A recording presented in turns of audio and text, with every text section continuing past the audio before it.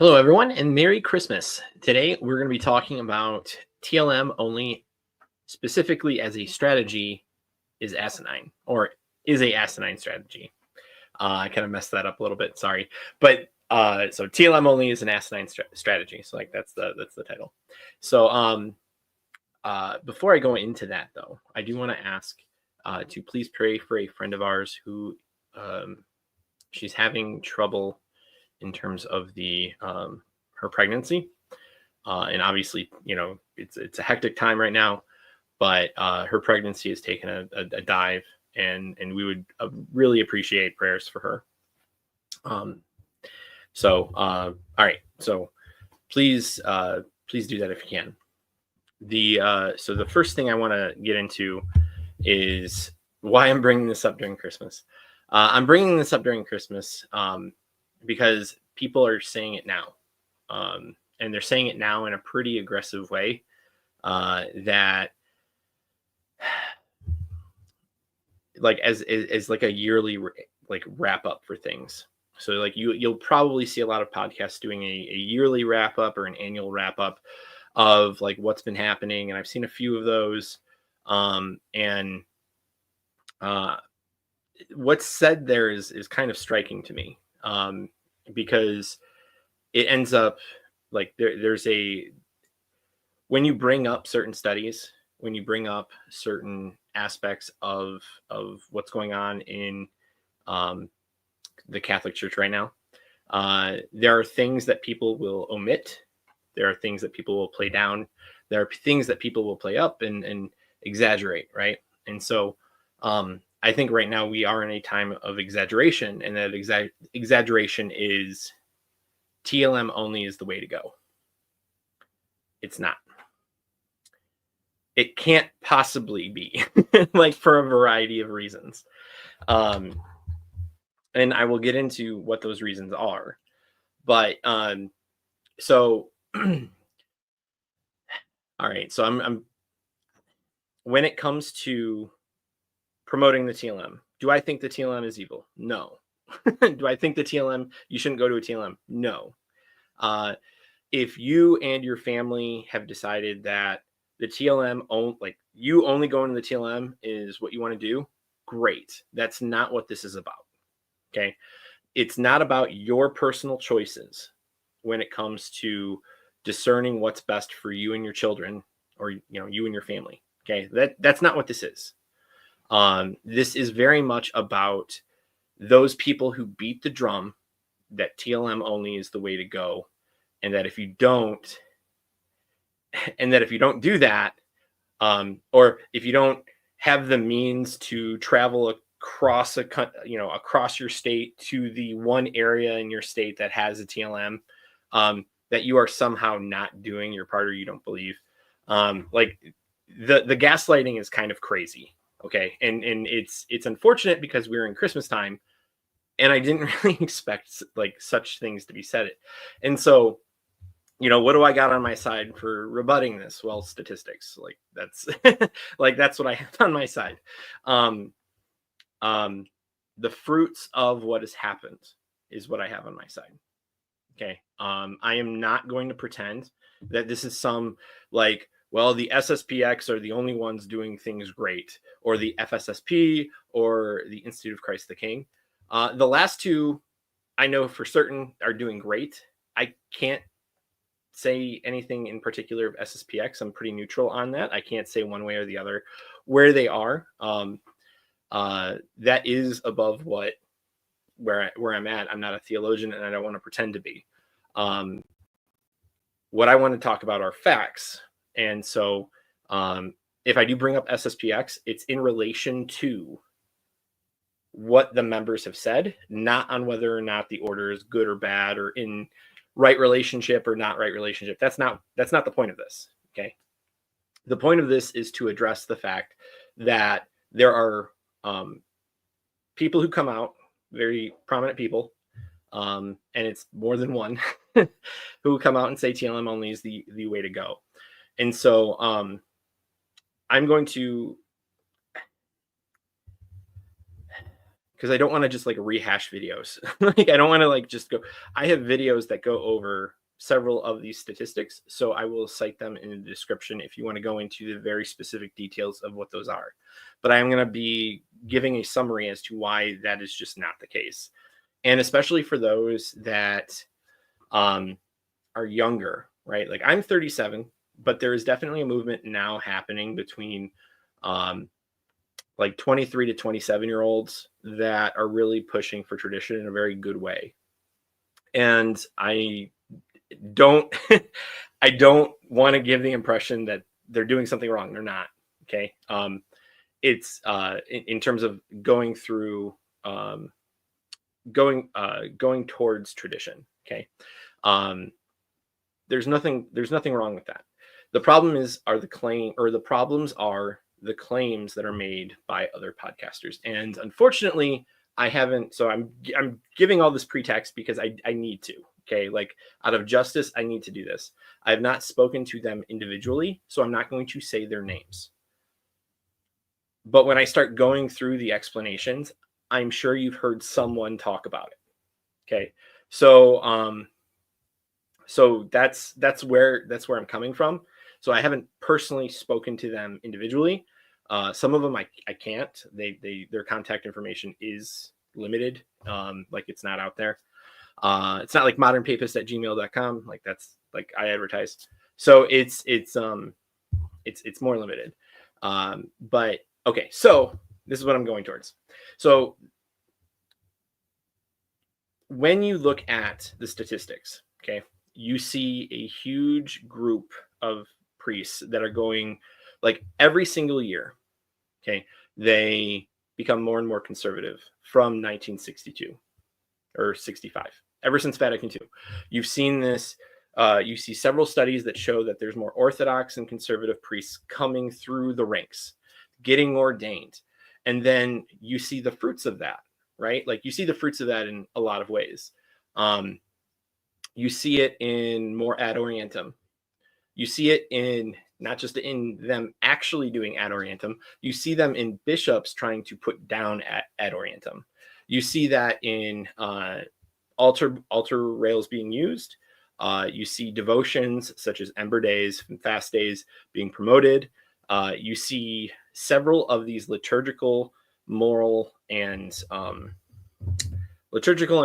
things being promoted by these priests that got through seminary, being conservative and Orthodox, right? It isn't just that they hope to get ordained and then they ended up getting screwed. Now, some of them did, right? Like some of them have and some of them are. Does that mean all of them? No. And so there's this understanding that if they do get shut down, they get shut down. They're not good. They're not actually promoting the movement of bringing back tradition and devotions. That's not true. They actually are.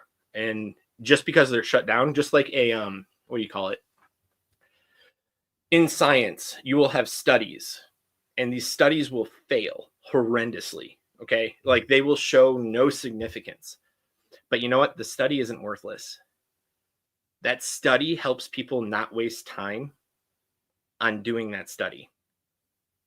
And in a similar way, when someone pushes for tradition, and a bishop will shut them down, even though they may legally be able to, according to the rules of the church. Okay, like I get it. Thanks, Damien. Yeah, thank you. I'll probably edit that out. So the rules of the church, like what's important here is they're showing to the faithful, like, hey, like I should be able to do this. And here's why, right? Like, especially when you read the articles, here's why. And so you have this not just like one-time transition in the last 10 years. This has happened, and I show this in another video. I did link this one in the description, so if you want to look at it afterwards, go ahead. But it shows this transition from 1965 to now, to where it was like 80-90% liberal, to now it's like for every 5 years it went down and down and down and down, to now where it's like 90% conservative Orthodox. And I explain why that is. in that video, or potentials for why that is. I can't conclusively say it, but as a statistician myself, I can give certain reasonable speculation as to why that is. And so, but you will hear people, okay, well, they were raised in the Novus Ordo. They were formed in the Novus Ordo. And so, well, like, that's not like the SSPX, or that's not like the FSSP or the Institute of Christ the King. And it's like, yeah, but like, here's the thing. For those of us that have lived for more than 10 years, like being cognizant of what's going on, we have seen prior to the motu proprio, traditioniones custodes, where it limited the diocesan level, that they were rising in the diocesan level, that TLMs were coming back. The 1962 missal was being used at the like vanilla level of like the church. And so like the idea that, oh, well, they don't, they were raised in the Novus Ordo, and so they have a screwed philosophy, or like, no, like it, like, especially now, okay, like this isn't like 100 years ago where being formed in seminary was your end all be all, right? Now we have the internet. Now we have people who are able to communicate with one another and validate what we believe, how we act, and what we do. And that goes for priests too.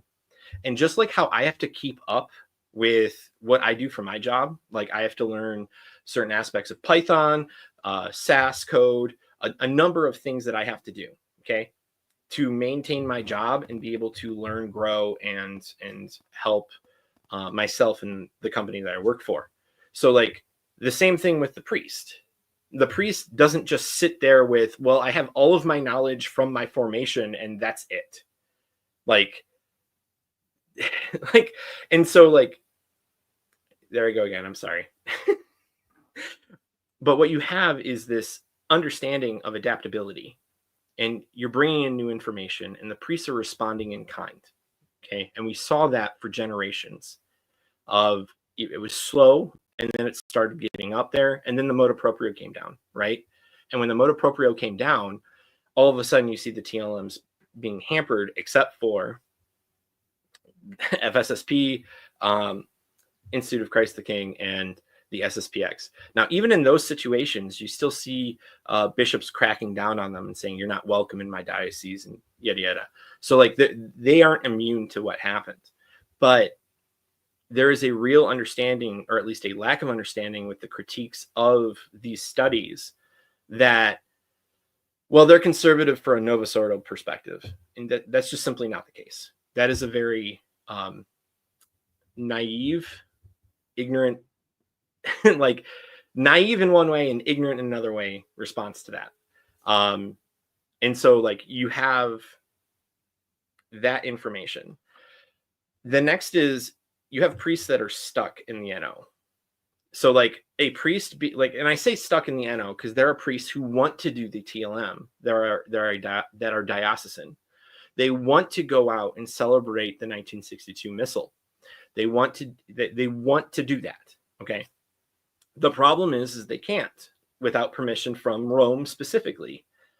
And so it looks like right now we're not able to move forward with it because there's a top-down lock on that, right? Like there just is. Does that mean that the people who are in the Novus Ordo aren't getting more reverent in their parishes? Like our parish is a prime example of that exact thing happening. Like we became more reverent. We didn't have altar rails. We have altar rails now. We didn't do incense every day, every mass. We do that every mass. Most people receive on the tongue. This is a Novus Ordo parish that 7 years ago, everybody stood during the Eucharistic prayer. And that's not the case anymore. And that's good. Like, it's good that our parish transformed like that, but it's going to take not just the TLMs to do that. It's going to take the Novus Ordos as well. Because, say, for example, in the future, the motu proprio is retracted. How receptible do you think a Novus Ordo doing liturgical dance is going to be compared to a parish like ours, to the TLM? Like, it's just a terrible strategy to move forward. It's just, it is stupid. It's foolish. And it doesn't look at how God is working through the different avenues of the church. There's a lot of, let's say, pet projects. Like, you'll get people who really promote the SSPX, and they'll be like, oh, the SSPX, like, that's the way moving forward. No, it's not. No, it's not, for a variety of reasons. like first and foremost, not everybody has access to the SSPX. The same thing with FSSP and the Institute of Christ the King. And it's not about, like, they're bad. It's that the attitude and the moving forward is just, that's not how that's going to play out. It's not going to play out in your head canon that way. The statistics don't support you. Like, and the idea that, like, we're going to go from the Novus Ordo to a TLM like that, like how the Novus Ordo was enacted kind of in a similar way, and everybody's going to be okay with it, there's not going to be any problem, is wishful thinking. And like, sorry, I know I'm, like, getting really harsh about this, or at least, like, I have that tone, but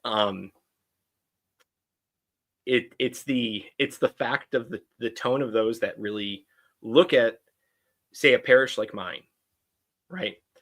Like, and we'll say, oh, well, that's not good enough. What do you mean that's not good enough? Like not everybody has a TLM, and you have to reasonably understand that.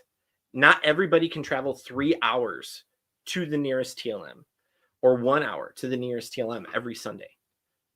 It is unreasonable to expect people to do that, especially when the Novus Ordo is valid.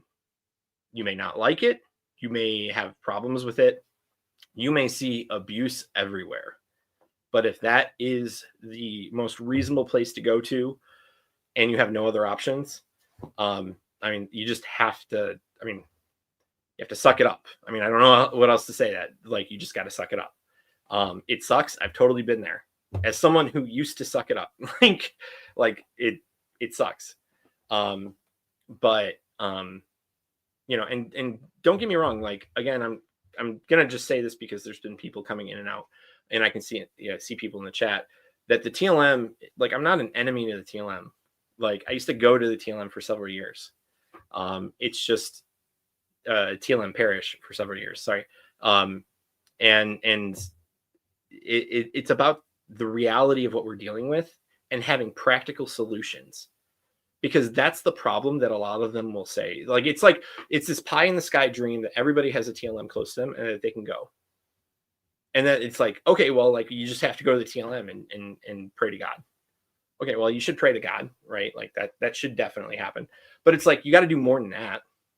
Like, not every, like, you have to, you're not addressing the reality of people's situations. And then when you have people deal with that, they're like, okay, well, I'm going to internalize what people are saying, because they do. They go to Orthodox if they don't have access to them. They go to other Protestant groups. Okay. Like, Father Eric and I had a whole video devoted to this point, is when you say the TLM only and you keep beating that really ridiculous drum, you push people away. Because, like, here's the thing. I am not saying this lightly. I do not come out here. Yeah, I said like all the, you know, whatever. My articulation is not the greatest at times. But you know what? Like, I make sure that after every video, I ask my wife, did I say something that overstepped my bounds? Did I say something that God would rightfully give me a millstone around my neck? I don't think some of the people who make those claims reflect on that. Like, that they don't understand that they are in the same position that they're criticizing the bishops for. Now, they're not at the they're not at, like, the God-given authority, but they certainly have a teaching aspect to them that they have to be careful. And it's really ridiculous to say that to say these things in such a flippant way, where it doesn't seem like there's any, like, they don't seem to care. Like, oh, TLM only. I go to the TLM, I'm fine. Like, that's what I want to do. Everyone else, just go to the TLM. It's like, but that's not everybody. Like, statistics of the laity are just not on your side for that. All right, so sorry, I'm not trying to rant too much. So, but let's see. Hi, please. Hey, Mark. Please address at the end the changes of reverence you stated about having altar rails, etc. I'll bring the NO more in line with what the TLM used to do. So it appears the convergence is to TLM. Right. So like, because the TLM was the like basis for the Novus Ordo. And so a proper like understanding of the Novus Ordo is obviously in relation to that. Yes, it's like been gutted and all that, but like when you do move towards traditional devotions, when you do move towards traditional outlooks and practices, it does reflect in the understanding of the laity. Like, and I've seen that. Some other people have claimed, they said the same thing about their parish, where it took like 5 years for the same thing to happen. There have been other people that have had that. And it's the most ridiculous thing. Like my frustration with what's been said on some of the podcasts, I really like to listen to, is that they treat it as TLM's the only way. And they completely ignore the actual progress that's happening at the Novus Ordo level. Like, I remember back in the day, during TNT, so Taylor Marshall and Tim Gordon. Tim Gordon said, like, the fight's in the parish. And it is. Like, the reality of it is. And there's so many people who say, oh, well, boomers have control of it. Oh, well, this faction has control of it. It's like, you do have to put your neck out there. Like, you do have to deal with the cliques within our community.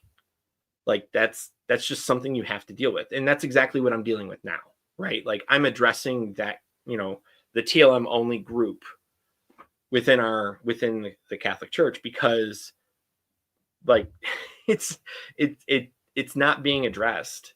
And at least it's not being addressed by people who, let's just say, don't have horrendously liberal tendencies, right? Like, you can't claim that I'm like some super liberal.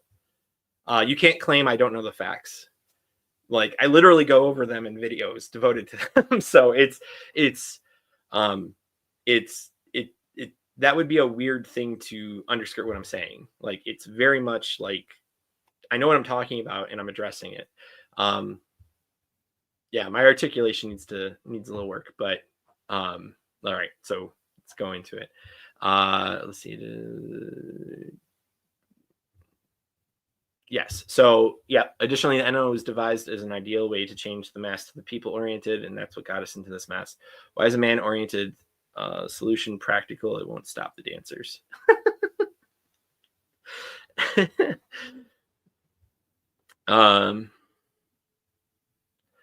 Right. And so, like, yeah, and like, I'm saying, like, you guys got me on the whole like thing, because like, once you start thinking about it, you have to, you don't have to, but you just have this tendency to say it.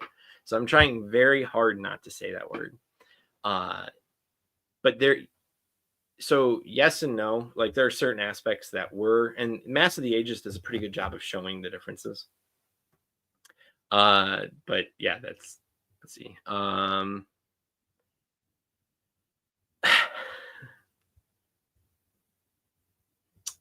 Yeah, we weren't supposed to have clown masses.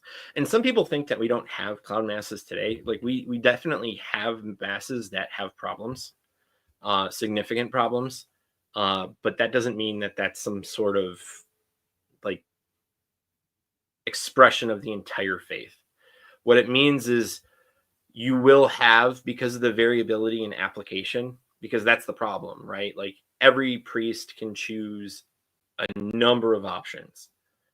And it's almost like there's a paralysis of options, right? Like, so when you go to the grocery store and you see a whole bunch of very varieties of ketchup, and your wife said to pick a fun ketchup, and you see like 40 different options, you have this problem of paralysis of options, where you may not actually be able to make a choice in a reasonable amount of time or at all. You may just say, I'm just going to get whatever looks closest. And so,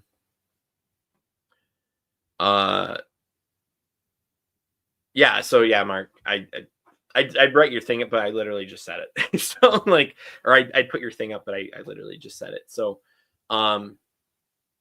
let's see. So how is trying to move each specific row effective? So like when what is it? You'll have people who will cite a study. So going to another point is the people who will point to the Novus Ordo, they'll cite these studies. And I'm not saying the studies are wrong per se. It's just the application of it is slightly off. For example, you'll hear that 80% of Catholics leave the faith by a 2016 study. By 23 from a 2016 study from Pew, right? And that's a serious problem. But the problem is that at the time, it was in 2016, the state of the church is not the same state of the state of the church then is not the state of the church now, right? We have an actual conservative movement within the Novus Ordo trying to bring back tradition, and that comes in a variety of ways, and it doesn't all show the same thing, right? Like not everybody is going to be able to get to altar rails, incense, ad orientem, no altar girls, a bunch of altar boys, and then a number of other things that our parish has, right? Like that's just not always going to happen. You will get some that will get half of them, and they'll move towards it, and the priest, unfortunately, like a priest needs to also make sure that they're up to date on what's supposed to happen. And maybe there's push from the bishops, and like, there's a bunch of options. There's a bunch of variables at play here that I think too many of us do armchair theology or armchair, like, oh, well, if I were the priest, I'd do this. And it's like, okay, well, you're not, though. Like, you didn't devote your life. You don't have the same support structure, right? Like, I have the support structure of my wife and my family, right? The priest doesn't. The priest could get moved by the bishop the next day.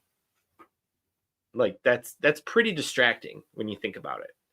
The fact that your tenure at a parish, gone.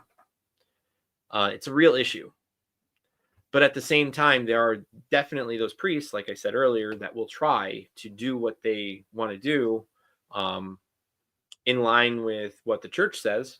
For example, that Latin is to be preserved in the Mass. It's a real issue that we don't have Latin in a lot of parishes on Sundays. I don't know how anybody squares that. Like, literally, it could just be a line of Latin. it could be like the Greek, right? Kyrie. It could be just like that. But there's a very real issue of a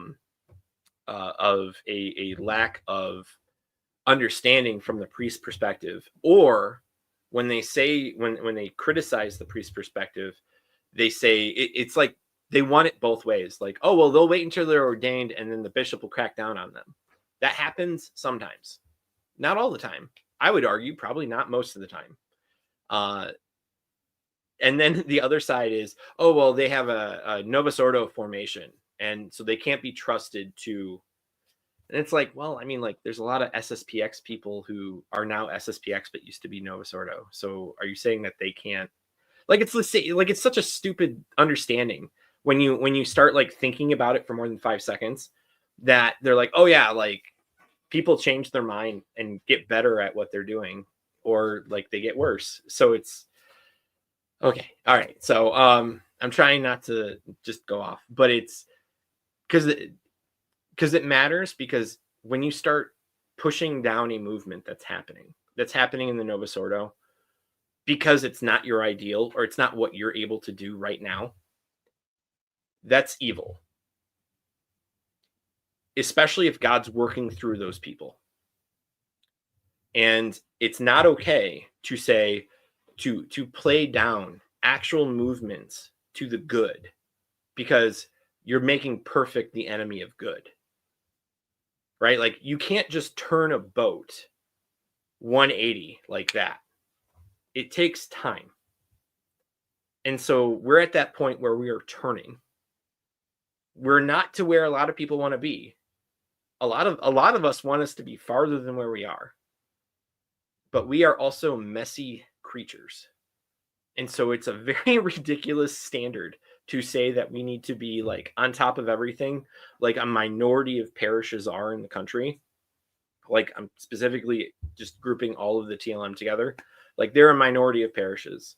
There are groups of people who they represent, I think it's like 5% of the population. And that's okay. Like I'm not saying that's bad, but it's much easier. It's called the minority. It's a minority effect where because it's minority, they group together in a particular way and there's a lower variability in what they do.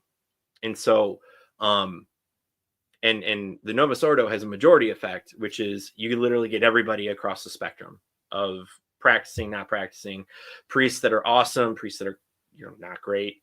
So it's like and the same thing for bishops. So it's a very unreasonable thing to compare them in the same way.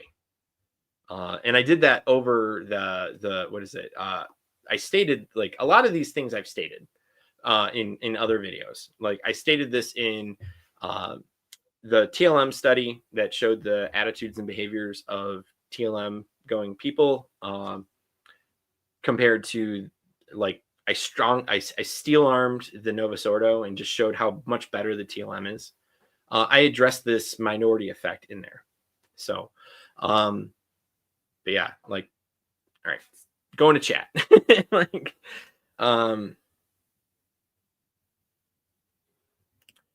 yep. All right. So such as keeping. Okay. So I feel like I left something. But yeah, like we don't have extraordinary ministers of Holy Communion either. But those that do, like you're right. Like I've been to several places where I've noticed that the extraordinary minister does not like wait until the person in front of them is consumed, even though that's part of the rubrics of making sure that happens. Let's see. The bigger the boat, the harder it is to turn too. Yeah, that's the thing. Because like, all right, we are like since Vatican II, we have had an increase in the population of Catholics, right? The problem is that only 20% of us go to Mass every Sunday. And I think it's like 36% go to Mass at least once a month.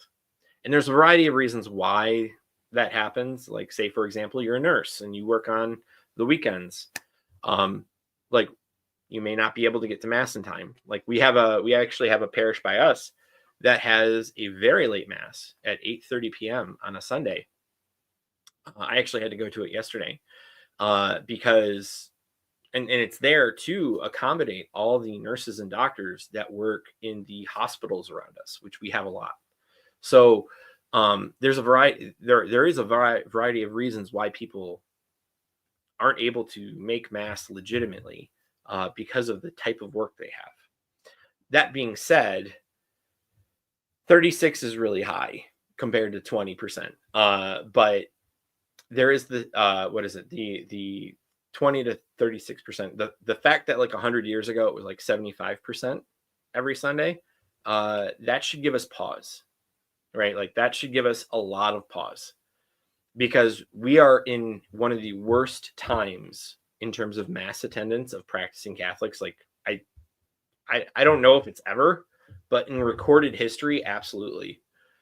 Because like in terms of like those keeping track of how many people come to Mass every Sunday, like because like I said, it was like 75% 100 years ago, and now it's 20. So, all right. So let's see. Oh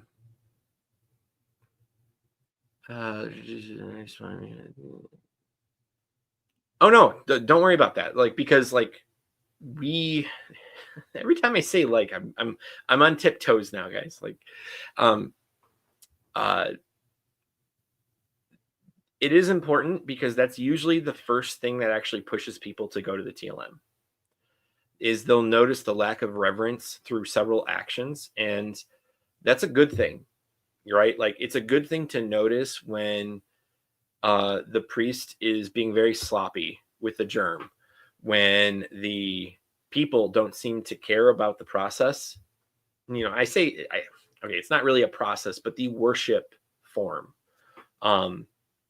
where we're supposed to be doing things a certain way to reflect not only, or reflect and help us, but also to symbolically show and re-emphasize certain truths, such as the orange posture.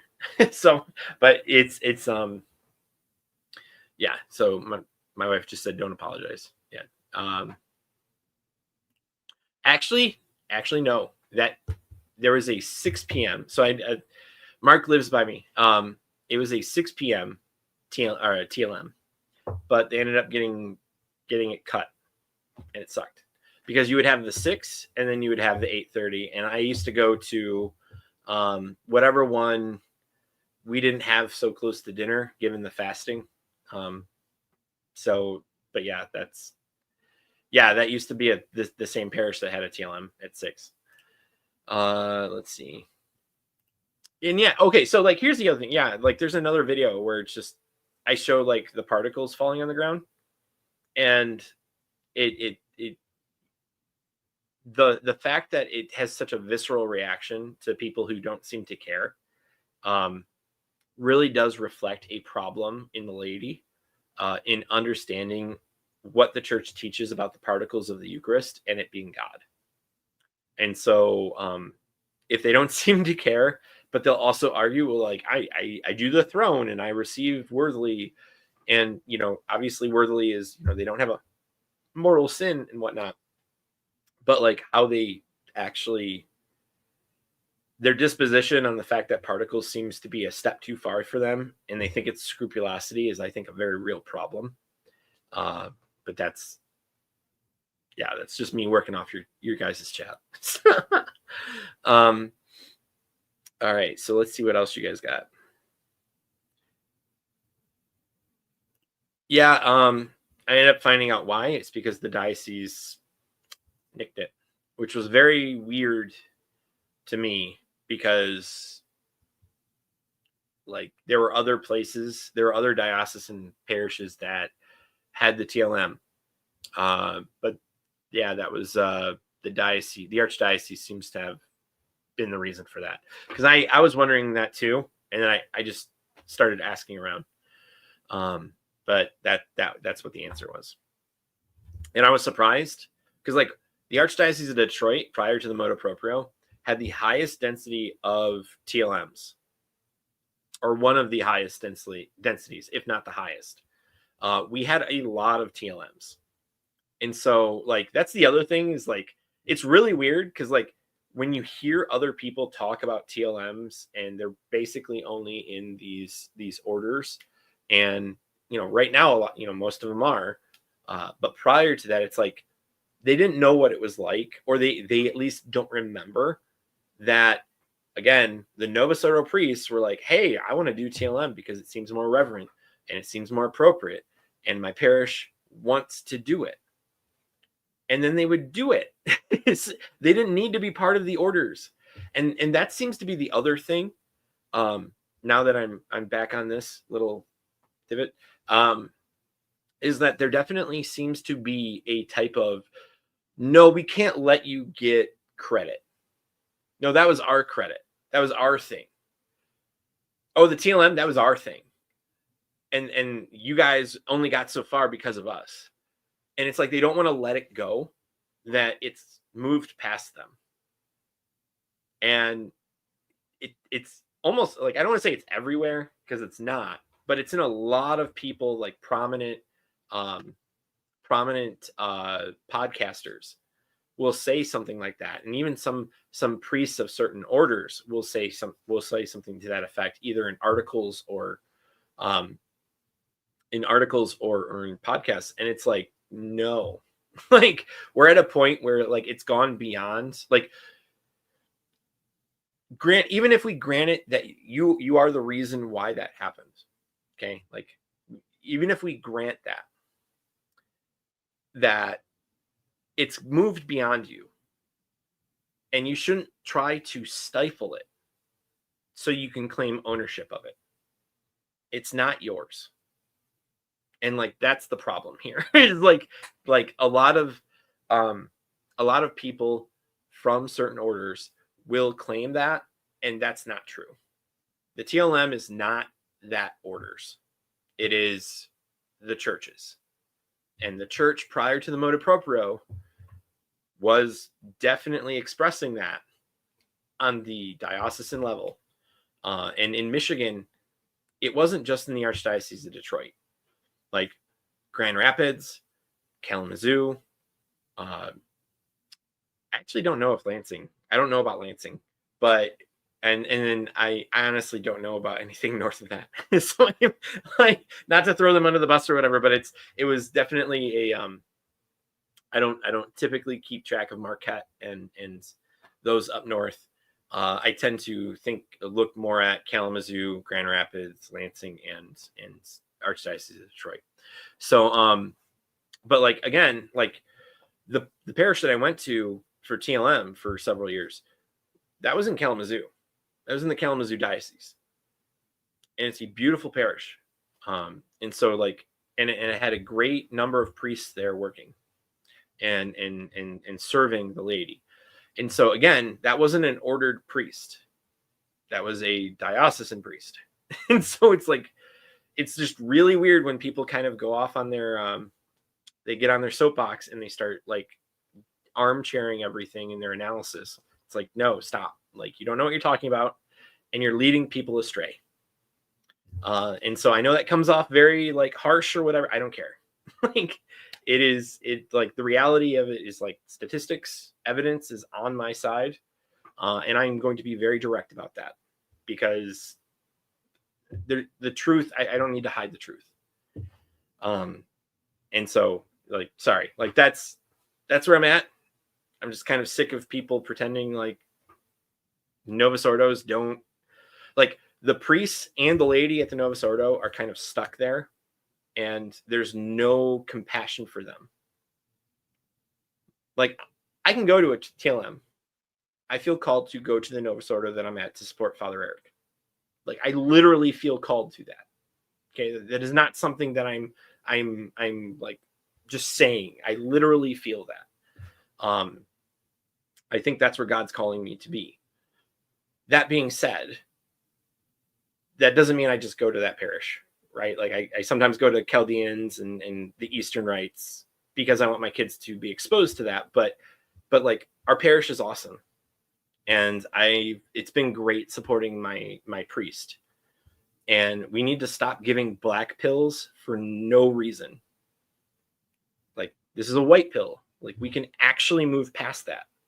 We just need to get past the people who are parroting, because that's what it is. It's a parroting of rhetoric without evidence, to say that, well, again, priests formed the Novus Ordo are just stuck in the Novus Ordo in their mental state. And that's not true. We have evidence, a lot of evidence to the contrary of that. So, okay. So I think that's it for me ranting. Like, I think I've made my point. I've gone through all my notes here. So, let's see. I bet if the motu proprio goes away, our Tuesday night mass turns into a TLM fast, and you can tape. I am willing. Okay, no, I can't say that. I was going to say I'm willing to bet on that. I'm not going to say that because I don't think that's right, but I do think that that's what's going to happen. I do think hopefully that happens, especially given the people who go there, because a lot of people will come to our parish because the TLM is for whatever reason out of their reach. Like, it's like 10 or 15 minutes from us, but like, they're not able to go there for a variety of reasons. So they'll come to our parish. And again, our parish is very reverent and absolutely possible for any priest to do, as long as the bishop doesn't, again, nip it in the butt. And that is a very real risk. But again, it doesn't happen as much as people who say it happens. You do get you do just have these priests and, or I'm sorry, these bishops that will, for lack of a better word, just anything pre-conciliar is bad. Like, that seems to be their mindset because of their actions. And so that does happen. I'm not saying it doesn't. It just doesn't happen as often as I think the people who want to promote that fear that it does happens. All right. So I got to stop saying too. So you guys are helping me with how I'm talking. So thank you.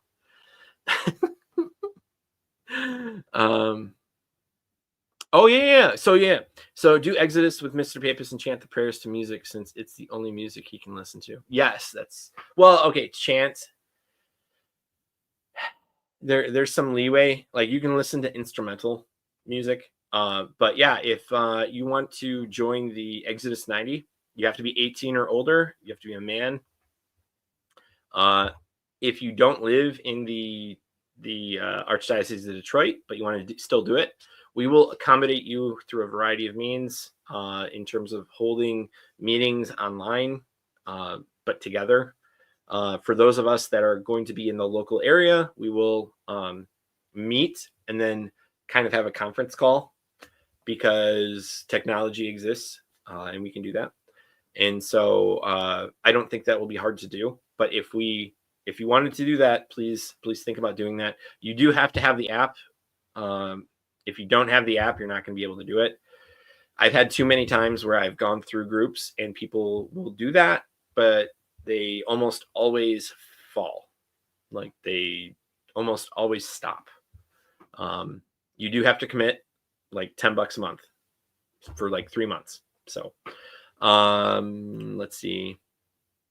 Yep. So Magnify 90. So for those of you that are married or have sisters, Magnify 90 is the Exodus 90 for women. Same thing. And so my wife and I are doing our respective 90s programs.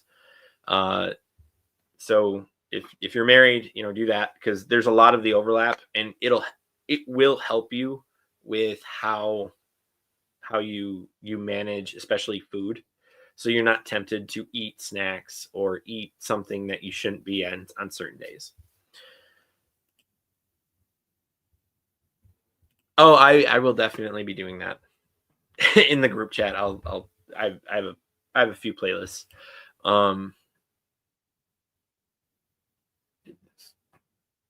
Yep. Our 3-year-old says, yeah, our 3-year-old sings Latin. Like, he's really good at the Agnus Dei. At if I remember correctly, it's the Agnus Dei.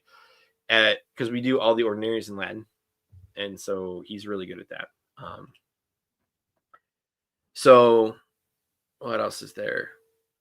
Okay, so that's it. If you guys have any questions, I'm not going to tell you who, so don't ask that question. But if you have any questions about the topic of the TLM only, I think this was just a video I wanted to do that was very direct, because I've said it in other videos, but I definitely wanted the title to elaborate on this, because I think I've established enough of the evidence to make a point that just moves it away. Like, I'm sick of those that are part of certain cliques. Gosh, I'm being as charitable as I can, guys. Okay. It's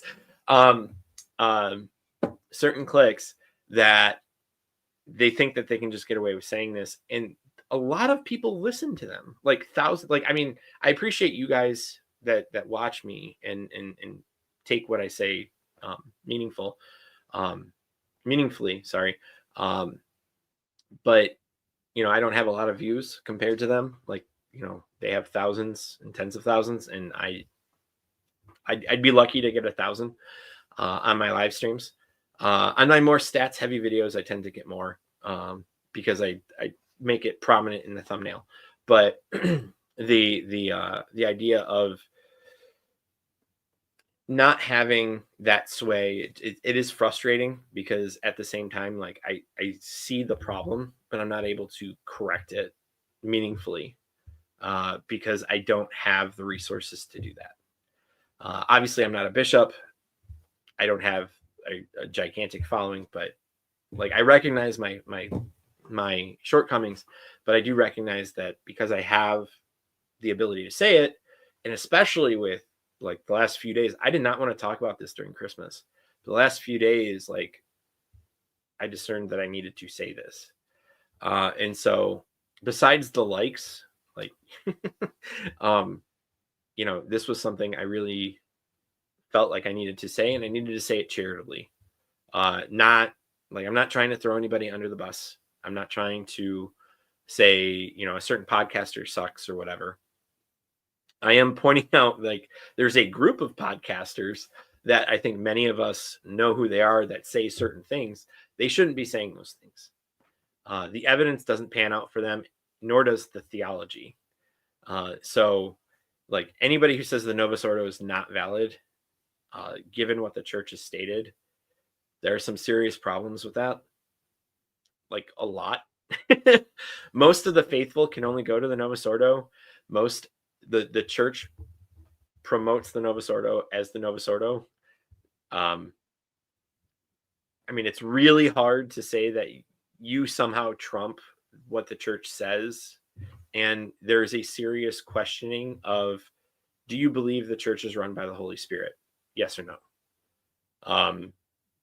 Like it's like the same thing with the Latin missing in most masses. Like Latin being preserved in the mass was stated by a council, was stated by an ecumenical council moved by the Holy Spirit and guided by him.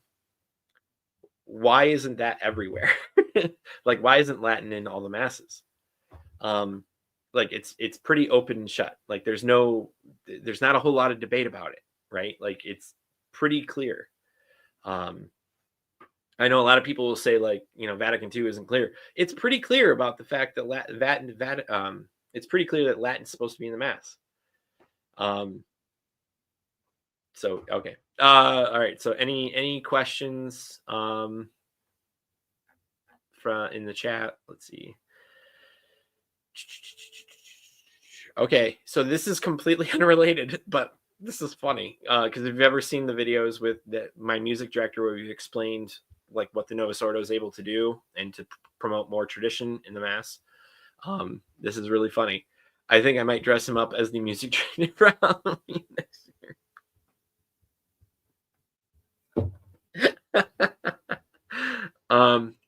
Oh, and like as I stated earlier, so I didn't say it was the catechist, but we do have a family friend who is currently having a very rough pregnancy. They're having an emergency C-section.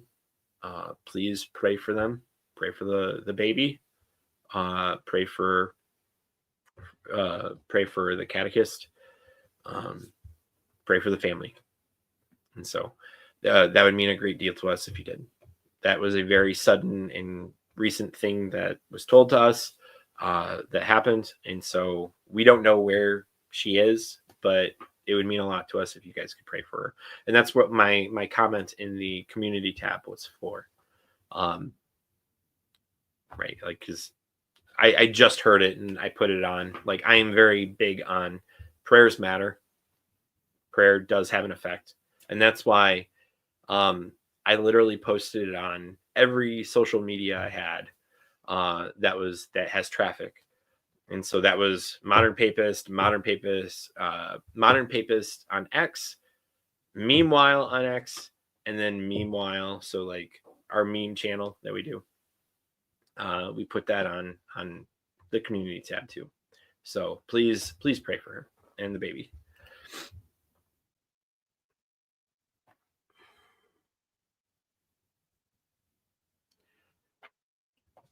Right. And I totally get what you're saying.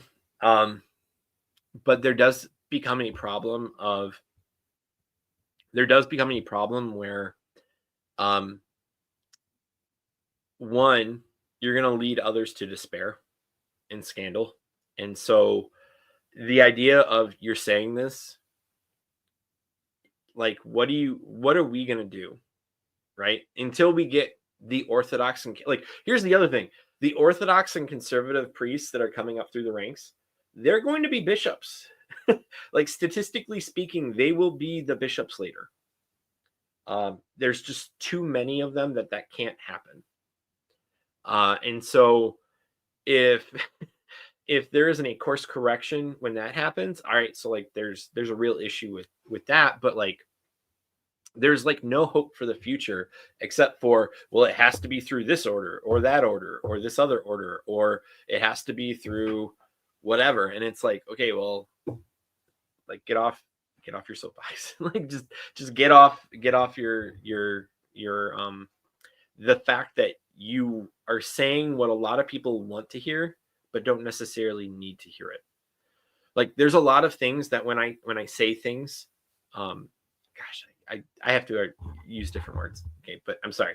When I express different opinions and explain the data, I tend to also provide solutions, right? I tend to also give the ability, like, for example, your music sucks at your parish.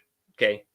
I have videos with my music director where you can systematically move forward with trying to help the music director and priest understand what is possible and what can happen without causing a problem outright, where you don't just say, oh, well, this music sucks. Like, can you do better? Or, hey, why are we singing this? Like, you can systematically move forward. Like, there are options for you. And it's not just talk to the priest. It is talk to the priest and music director in this way with these resources. Like, cite these articles of the faith that we have and point out that they can do more than what they've been doing. And so, or the video where I literally went through the step-by-step process and the phases that our parish went through in terms of moving from a club-oriented parish that stood during the Eucharistic prayer. I always have to bring that up because that just floored me when I first went there. And the first time I went there, also, Father Eric was like, hey, like, we got to kneel during this, guys. Like, and it was like his second mass, like the first one being on Saturday. So it was like the first Sunday mass he was doing. It was great to see, because like that's the type of priest you want. And you need to find good priests. And so, like, there's strategies, and it's not just, well, you got to find good priests. I literally go through a step-by-step, like what you should do, the questions you should ask if you are in a situation that you don't feel you are spiritually nourished in the Novus Ordo and the reverence is lacking. A lot of other podcasters will give very big platitudes and say general like statements. They won't go into the detail, or they won't go through the data that is available to everybody and say, all right, well, this is what's happening. This is why it's happening. This is how we can correct it. It's usually a general, well, we just got to go this way. And it's like, if you don't do this, you're not on the team, or some sort of other like gimmick. And some of those gimmicks are good. Don't get me wrong. Like the rosary that Taylor Marshall about praying it or you're not on the team. Like, I heard that all the time. It is a great, great gimmick in the sense of, and I don't say that lightly, like it's a gimmick in that like nobody else does it. Right. Like, you know, it's his thing, and it's a really good thing to promote. It's really good to promote the rosary every day. There are other gimmicks that are really cringe and bad, and they're there to just obfuscate the fact that there's just nothing substantial being done. And so, but like, so I don't want to give, see, even there, I'm getting nuance, right? Like, I'm not just saying like a wide brush. I tend to get stuck in the nuance because I do appreciate the fact that like justice exists and I can't just do that. And so, Hayes, we are having a Merry Christmas. So I know I don't sound like I'm very jolly, but we are having a great Christmas, my man, from Australia. I hope you are having, I mean, well, okay. Man, there's sometimes I just want to like have a conversation with you only because, and I'm sorry, I know I'm like pulling out that you're Australian.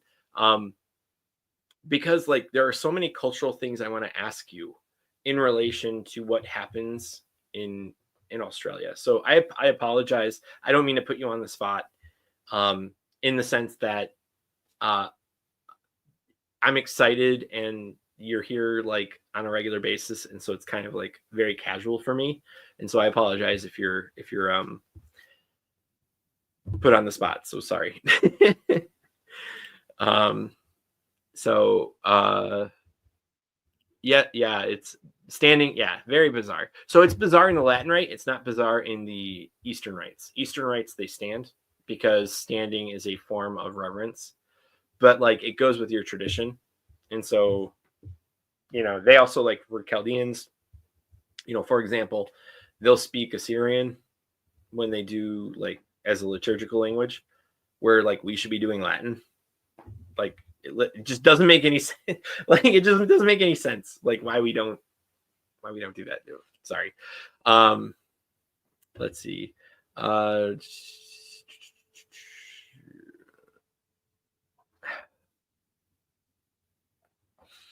Okay, so all right, so I guess I'll just try to. Yeah, me too. me too. I had to actually ask my wife today, like, what was the day today? What's the day today? Yeah, it's a very weird. It's like the weirdest feeling. So there's a do I want to say okay? So just as like a weird story, there's a parish by us that will do this. So there's a priest who will, in the beginning of Mass, he'll say, "Let's give God a round of applause for this beautiful day."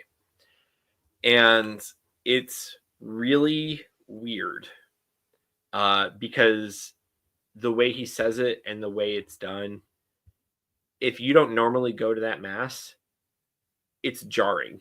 It's just like you stop and you're like, what are you doing? Like, we're worshiping him. Of course, like, we're glad that God gave us a beautiful day, right? Like, God gave us another day. And it sounds very infantilizing, but I know there's some people who like, oh, I like that. And it's like, it's weird, like, but I don't know if it's necessarily wrong. And so like, that's what I have a problem with is like somebody can say that in the Novus Ordo and you have no idea if it's wrong or not. And because there is a certain amount of flexibility, right? But like when it comes to the TLM, I would never, like, maybe during the homily, like they'd say like, let's think about the fact that God gave us a good and beautiful day today, like something to that effect, right? I would not expect ever a TLM, a priest that's at a TLM, to say, give a round of applause. Like I don't think that would happen. So that's, but it's, yeah, we don't go to that parish, so it's just not great. Let's see. Okay, so all right, I think that's it. I don't think there's anybody. Okay, all right. I sometimes say that, and then all of a sudden, like 5 things pop up, and I'm like, okay, well, I just said that's it, guys. Like people are gonna stop watching. So okay, I guess that's it. It is Christmas, so if you're not celebrating Christmas, continue celebrating Christmas. Maybe if you think Christmas should, what do you call it? How how long do you keep the tree up? Do you keep the tree up until Candlemas, or do you keep the tree up until the Epiphany, or did you already take it down and you're acting like a Protestant? So there's some very deep questions to think about, and if you're using a real tree, I can actually see why you would take it down. So I'm just kidding with that, but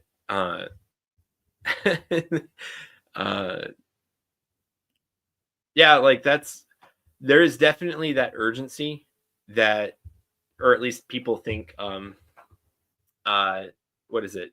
The idea that I need to do something. And so, because I've got other YouTube channels, like that's where I've been putting some of my effort, is I've just put that into the YouTube channels.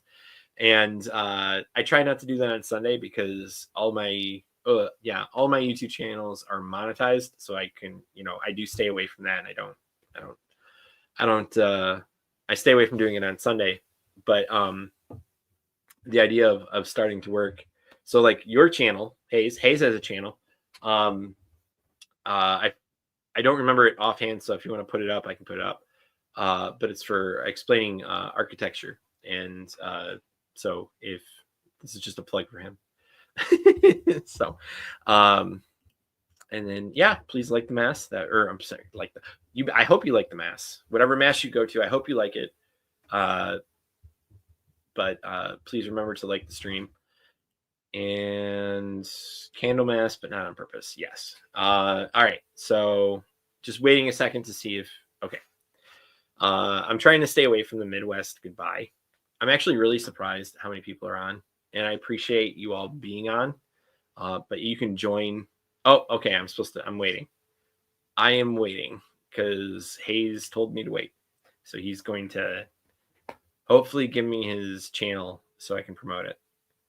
Because we've actually had conversations usually towards the end, where I'm going back and forth with chat, and we'll talk about things like Hayes has brought up some very interesting situations from down under.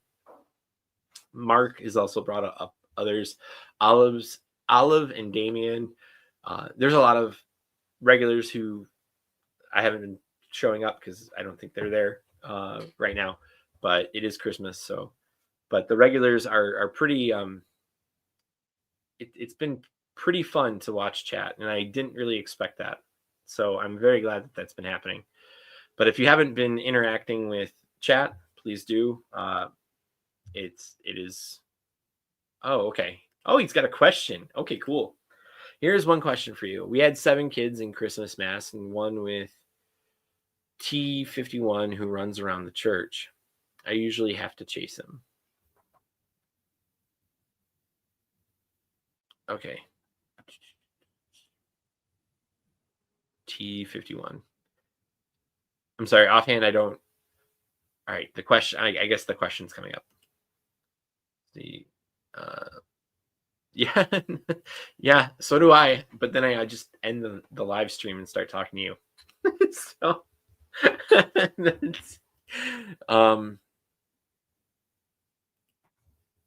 so 1 second, just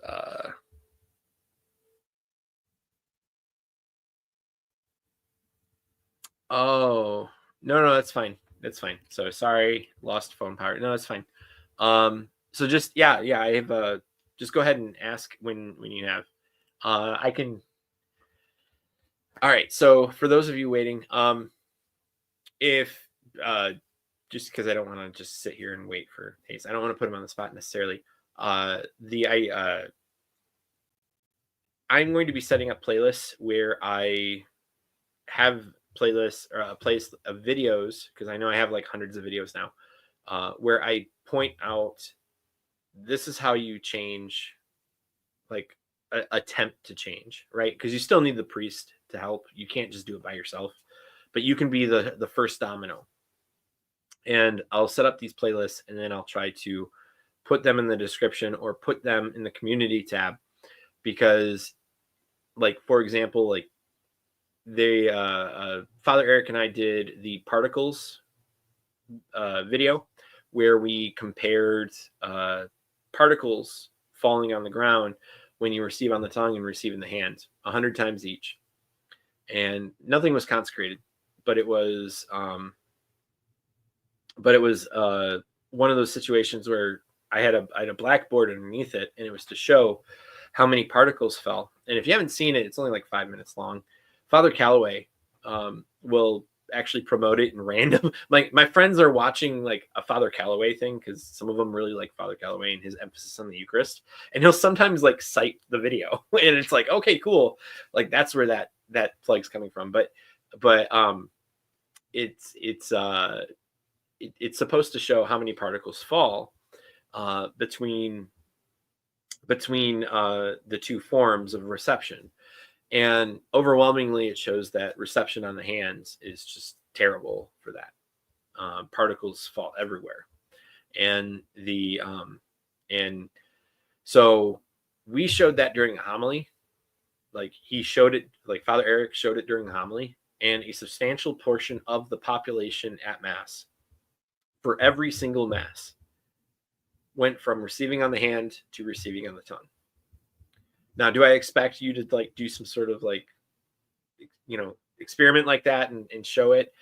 No, not necessarily, but you could show the video, or you could show your priest in real time, like what happens, to help him with that. And so there are other videos like that where they're meant to be convincing based off the merits and not simply because of my charisma or attitude, even though like whatever. So I'm whatever. It's the idea of trying to promote the truth, even if it's done a little flat. So because again, you're the one who sees what's happening. You can do something about it. So you should try and do something about it. And I'm trying to help give you resources for you to do that, because everybody should be spiritually nourished. And I honestly think that when you listen to Venerable Fulton Sheen, which I have a statue right there, when he says, this is the time of the lady, that's how I've interpreted that. It's not that I'm getting in front of everybody and I'm only telling them like my opinions and not trying to help them, or I'm telling priests, talking about how priests suck or bishops suck or whatever. It's like, you got to give solutions and you got to move forward. And we've been given this great ability to do more, actually, because of Vatican II, that historically we wouldn't have been able to do. Like, I would not have my own podcast thing prior to Vatican II, given the limitations on the media and like how people express it. I would be under lock and key, and a bunch of other people would be too. Does that mean I don't let my archdiocese like bishop know? No, I've sent him an email and I said, hey, like I'm doing a podcast, I'm talking about the Catholic faith, and I've just wanted to let you know, because he's responsible for me, right? Like I state a lot that I'm in the Archdiocese of Detroit, and so I'm his spiritual child, and so I am responsible to him, and that he should know. And so if you have the means to do something, you should do it. And I'm trying to help with that. And so I'm trying to, and I'm giving you all these excellent like other tidbits about me, is to show that I practice what I preach. Like I don't just simply say it, I actually do it. So all right, back to Hayes.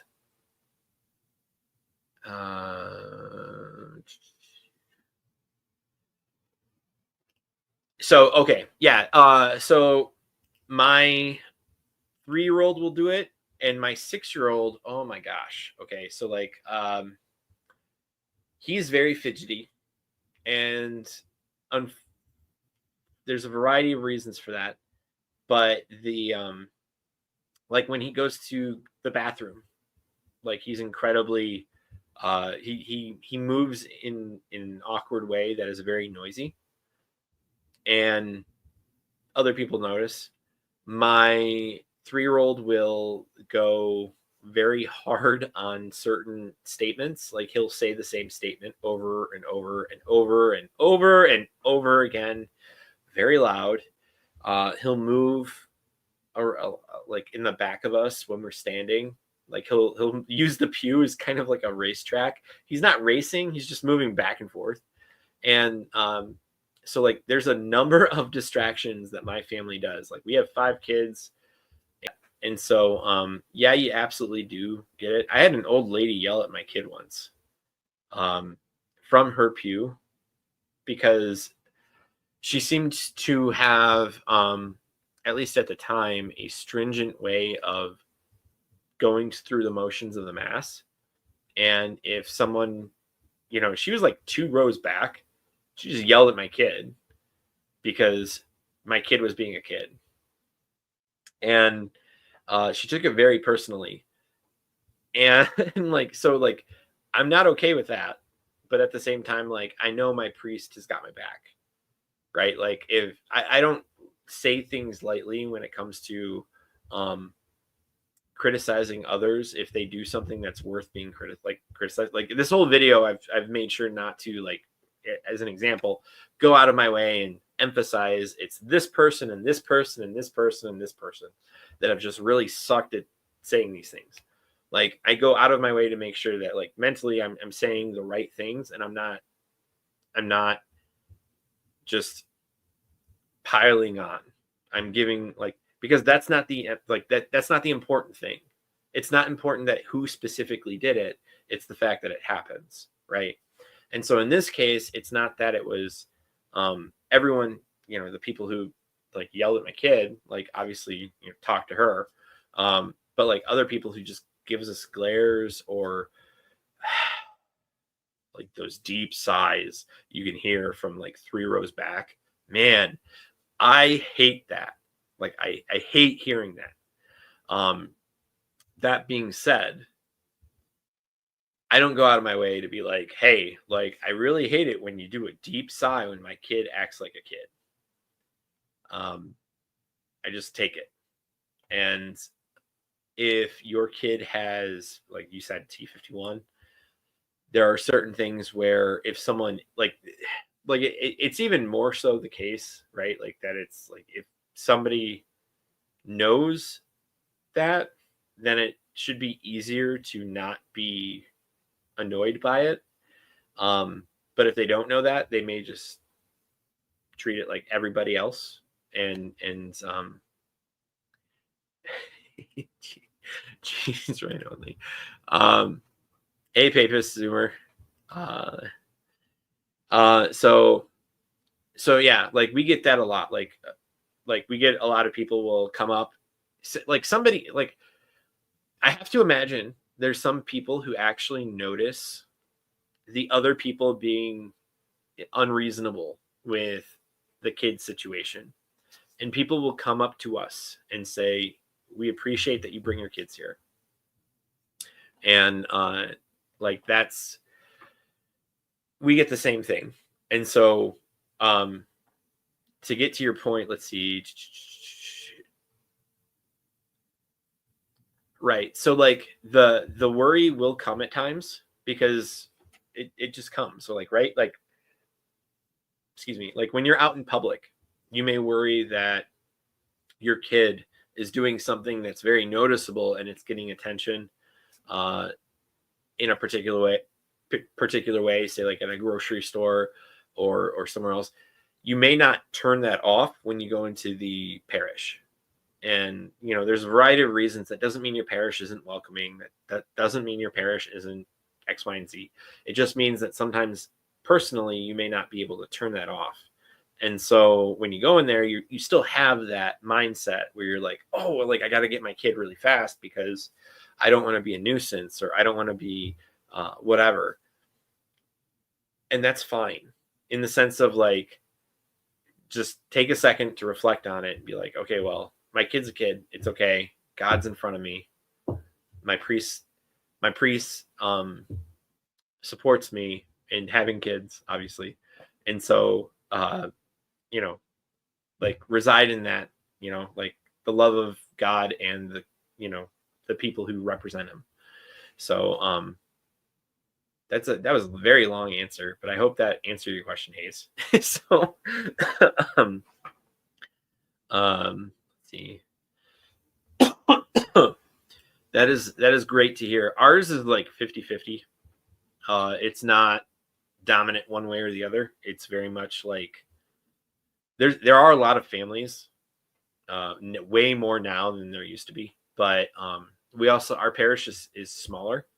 So I am also a big advocate of going to smaller parishes, not because what is it, the parish is inherently bad. It tends to help people with knowing that they're influential in the choices that happen there. It's very similar to the this is going to come off weird, so please bear with me as I explain this. Like the big fish in a small lake situation. Like the big fish in a small lake situation isn't necessarily, like, I'm not talking about the arrogant or prideful sense, but the feeling that you matter to your community, that when you do things, people will say thank you. People will understand that you're there for them. That like like when you're ushering, just as an example, people will actually notice you and talk to you and have conversations with you, or ask you if you've been gone for a while. Hey, like, I've noticed you've been gone for a while. Like, are you doing okay? Or like, are you, like, those conversations actually happen. When you're in a bigger parish, like with thousands of families, that tends to not happen unless you have a group of people in which you like create a niche with, you or a clique. And so, and this just has to do with people, right? Like you walk into your parish, you have thousands of families. The probability that you run into the same person every single time you enter, besides the priest, probably very low. Like depending on what time of day you come in, the part of, like, say you're late, you're early, or not, where the like openings in the pews are. So that this goes into the distribution of the parish, like in a type of herd mentality. Like I'm playing off like herd theory, because it's all probability. It's all dealing with interactions. And for us as people, it's really important to understand that we are people, and to feel like you have no interaction with people, like you're meeting everybody, like you're touching everybody once, but over the course of the year, you only interact with them meaningfully maybe once, or not at all. You just kind of like walk by each other. Like that can be a problem. So, okay. Yeah, Father Eric's doing really good. All right, good. I'm glad, Hayes. Thank you. So, yeah, we do actually plan on doing another Q&A soon. We don't know if we're going to do it at his place or mine.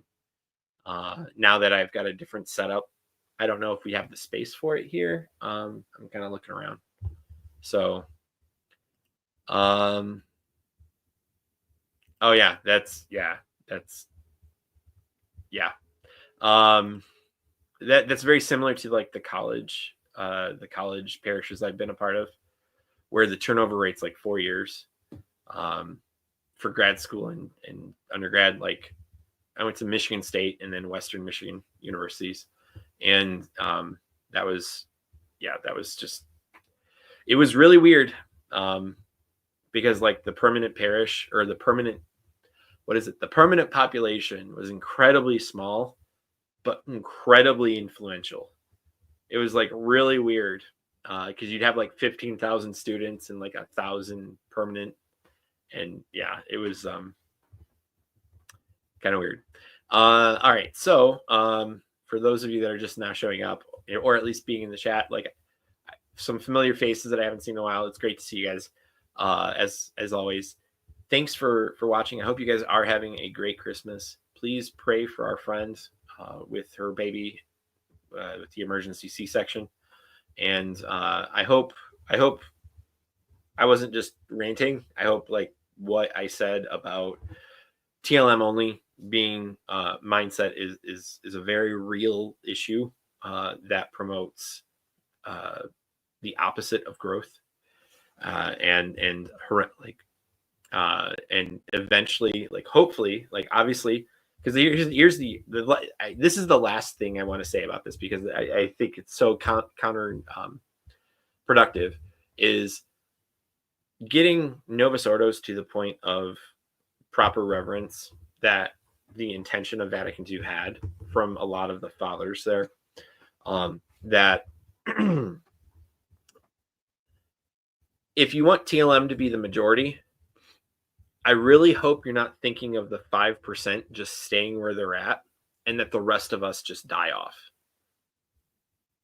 Like, that is an incredibly terrible mindset to have.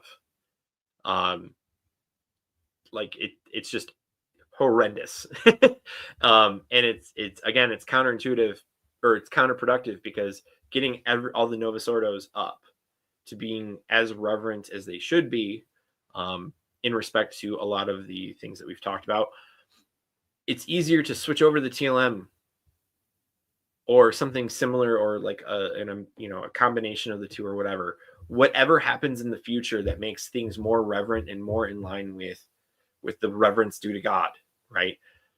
It's easier done when the Novus Ordo is not like has the variability, or it most of the masses like don't follow the germ. Like you don't want to crap on people who are actively trying to move the Novus Ordo in a conservative, Orthodox, reverent direction. So yeah. Let's see. Yeah. See, I don't understand this. Like, why do I just need more? Okay. All right. Whatever. So yeah. Like that. Yeah. I know it kind of got dark there, but it was just, it again, like there's just a lot of, yeah.